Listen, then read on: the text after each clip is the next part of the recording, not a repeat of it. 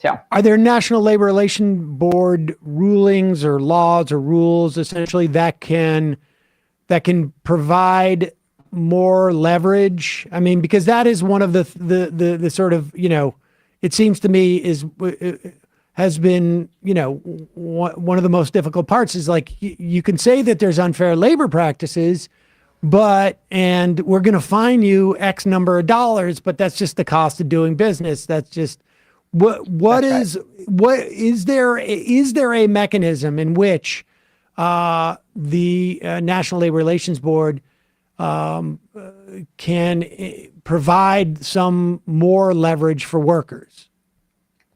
They can, because in my life, it has always helped to have a labor board ruling. Like in Philadelphia, the boss was going to appeal it for 10 years to death, which is why I got called in to take the first contract fight. And, getting the first ruling, that's a strong ruling by a labor board investigator saying the boss cheated, not the workers. That's an official document. If you know what to do with that, if you're ready to use that as an organizing tool, then that's always been true. So it's not necessarily what the board can do. It's what you can do. Like you can start, you have a ton of smart worker leaders take that document. We put out a press release in the old days or whatever we do now, and have workers holding a press conference. And if you do your work right, you've already got a bunch of community leaders who are the kind of community leaders who threaten mayors and possible CEOs effectively just by being on screen with you, not weak ones who are nice and liberal and do-gooders, but like powerful members of the community standing with the worker saying, we're disgusted to read this report. Apparently Einstein violated the rights of our longtime healthcare. So you start building off the first decision. They appealed again. We won again. It was like they kept appealing. We kept winning. But I said to the workers, that's what the lawyers are doing. You're doing power building every damn day so that you're ready the minute they say we can get to the table, because we're going to get there. You keep fighting hard. So we're off doing majority petitions, meeting with the community, doing all these things while the lawyers are doing that official appeal. But each one is useful to us, and each victory along the way. The problem with Abruzzo right now, not the problem with Abruzzo, the problem with her brilliance. She's really brilliant. She's done, if you look at all the different agency heads from Obama's era and now back into the current one with Biden, a lot of them weren't nearly as committed as her to the working class and restoring the right of the working class in a deep, deep way. She's committed and she's clever because she is working the system as hard as someone like her could do. It's pretty remarkable. But for all the good, there's no enforcement that's meaningful because there's no staff to investigate. I have friends who are regional board lawyers, under agents out in the field, and their caseload is, it's not even possible to describe it. Like they can't get to an investigation for 2 years, right? So that's like, okay, great language from Abruzzo, great policies, good priorities. And there's some other ones we should talk about, but that's not really going to move the dial. It can help you in the campaign, but it's all going to come down to organizing all of it in the end. Okay, and just in terms of no enforcement, no penalties. Like you said, the cost of doing business.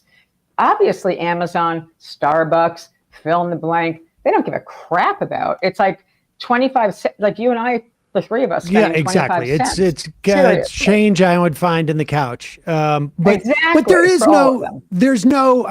there's almost no dollar figure that would really make, that's what I guess what I'm asking is if it's not a forced contract, right? If it's not mediation, like in other words, or even arbitration, or just like, we're going to have a panel, we're just going to look at it and we're going to write the contract and that's it. Yeah.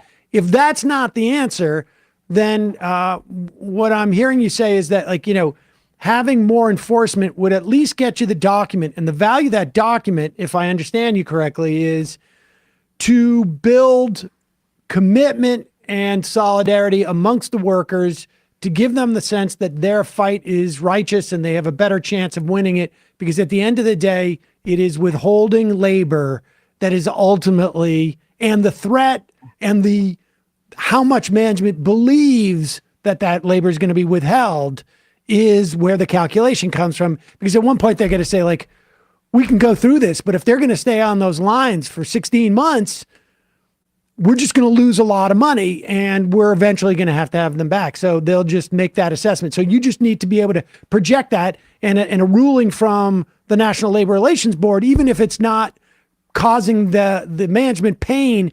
It is building power amongst workers by making them believe that we're empowered to withhold our labor. That's right. Feeling legitimate really matters to a working class that's told they're stupid every day by every manager. It's like, honestly, what they do. So when the rulings come, like when the first one hit, so the election had been April 8th. They appealed it within the 7-day period, suing the labor board, moving it out of the jurisdiction, the whole game, like an aggressive version of appealing the ruling. And then by late May, because it was a regional board that wasn't as busy as they've all become, right? That was 2016, that big fight. And there weren't nearly as much heat as there is now. So they had a little more time to go do the investigations. Right now there's elections and stuff going on all over and people taking strikes and ULPs, and the board can't keep up with it, which is why they keep not giving them a penny of an increase of spending. But it really helps to know what to do with those rulings. It immediately lifts up the workers when they get the decision. And it immediately gives them a tool to then take it to the broader community and begin educating everybody about what this fight is going to look like, how hard it's going to be, and why they're going to need to bring their community into the campaign in what I call a whole worker organizing method, where the workers themselves chart their connections to the power structure. They don't know what that is when we say it at first, so we have to show them what is an informal power structure.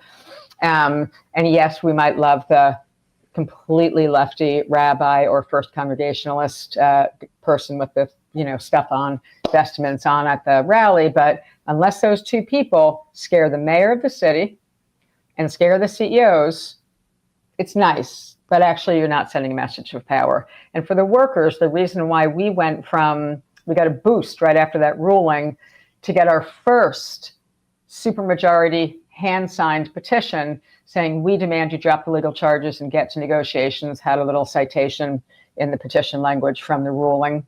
And we were off and running. And that was the way of beginning to teach the workers, this is actually the way you're going to win. Because even with Abruzzo, there ain't no salvation unless you can cost them money and create a crisis. And you have to show it and they have to know it. There's no like, we got a secret majority. I hear that from people all the time. Yeah, don't worry. We got a secret majority. They're just not going to put their name in public. Okay, you don't have anything if a worker won't put their name in public. It's not happening. Right, because all you're communicating to management is the workers are afraid. That's why they're not putting their name in public. Terrified. So let me ask you this. I mean, I think it's easy to overstate it, but I wonder if it's also possible to understate the value of Joe Biden walking the picket line.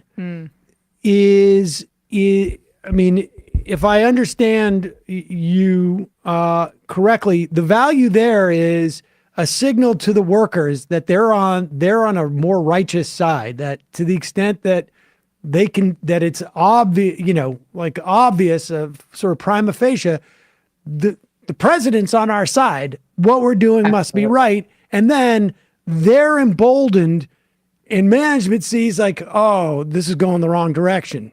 We wanted the workers to be demoralized by now, not emboldened. And now we're sort of screwed. I mean, that had to have had a big impact. I think so. I think, again, back to like how beaten down the working class is when it's like, well, the president just gave us validity that our cause is righteous. I mean, that half of these fights are about restoring workers' dignity and respect. It's less about wages. In my lifetime, wages have always been secondary, or at least co-equal with dignity and respect. And depending on the workers that you're organizing, wages could be, because if they're already decent, like my life in hospitals with a lot of registered nurses and stuff, their basic wage is okay. It's that every other aspect of their job, which comes down to respect for their profession, their brains, decisions they get to make, schedules, vacations, the whole 9 yards, is often, and mostly staffing. Like, what is the staffing? Can I come to work and do a good day's, job? Right. So many other issues can motivate people, but having been in so many hard fights so many times, watching and learning better and better as I got older and older, how to use some of these things, like the rulings, getting an important spokesperson on the picket line. I remember in Connecticut years ago, probably late 1990s, leading up to the first ever statewide would to be statewide, Connecticut, every nursing home walkout. And I had responsibility for 8 of the homes that we had just organized. They were newly organized ones. So our team was in direct relationship to the workers. Now we're prepping them for a massive statewide strike. And we got the most powerful ministers. We had assessed 2 of the most powerful ministers. It's not that hard to do. But workers are the only ones who can tell you. You can't go to a database that tells me what's the powerful minister. You can start tracking things like asking workers themselves, hey, election time, it's not legal to endorse, but like, do politicians come to your house of faith, synagogue, mosque, temple, whatever it is, church, around election time just for a coffee clutch, and your religious leader introduces them to everybody? And if they say yes, that's only a question a worker can answer. If they say yes, I sort political house of faith. If they say never saw a politician in my house of faith ever, they just go to a different pile. So you're basically outsourcing the boss. You're outsourcing the research essentially to where the workers, power nodes are to where the politicians have already sort of like figured out who the important clergy are. Absolutely. And then you hear from I see. It's interesting. And then they tell you how many, and there's a bunch of them. We do an exercise that's like, if someone called, if your faith leader picked up the phone and called the mayor, and of course then we're getting moles in City Hall usually if we're doing our work right. Would the secretary or whatever assistant, new language, would they interrupt the mayor in an important meeting to say, Minister so-and-so is on the phone and just need you for a quick minute? Would they not interrupt the meeting? Would they get a phone call back the same day when we're out of the meeting? Would they not get a phone call back the same? Like, you can go through the power social analysis that I was trained on, and I've deepened in every fight because I learned it in the community organizing movement and I took it into the labor movement because I understood community power better, right, coming into trade union organizing. So molding the two has always been what I've done and teach now, and that is the blending of the two really helps because we have built a bottom-up method of how the workers themselves are at the center of their own community campaign, not writing checks to people and all that garbage that some big unions do. That doesn't work. And at every stage, it gives the workers validation. So now they're getting beat down again. We're in the second round of charges, and we start sending them off. We do the question, they interview each other in break rooms. They tell us which houses of faith they're in. Then we ask them to go to a meeting with their minister and explain what's going on. The faith leader never knows, unless there's some hardcore lefty with a teeny place. That's not what we would be doing. We'd be at 7,000 member Black congregations in Philadelphia, right? In 2016, it was even easier because we got a list of every place that Governor Wolf had campaigned. That helped in Philadelphia. Like, there's a lot of ways you can do, but the workers, when you can't get a list from a campaign donor, fundraiser, it's workers. They have the answer to every question. It might take a little bit longer, but they're building the relationship with their faith leader, and they're getting ready to bring them in a powerful faith leader in this case into a powerful fight, and that could double their power if it's done right in a single fight.